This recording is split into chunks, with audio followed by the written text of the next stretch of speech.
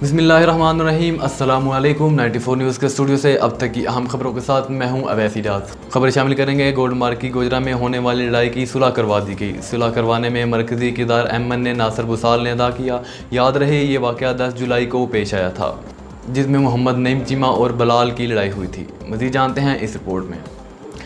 जी, तफसीलात के मुताबिक king of bar Chaudhry Nasir Iqbal Busal MNA की कोशिशें रंग ले आई। अल्लाह ताला के कुर्ब पाने के लिए, इसकी रज़ा हासिल करने के लिए नईम चीमा ग्रुप और बिलाल ग्रुप गुजरांवाला दो ख़ानदानों की रंजिशों को ख़त्म करवा के फ्रीकैन के माबैन सुलह करवा दी गई।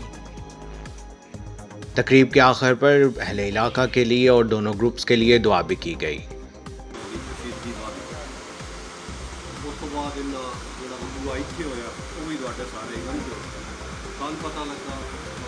अब तक के लिए इतना ही। मज़ीद खबरों और अपडेट के लिए 94 न्यूज़ के साथ रहिएगा।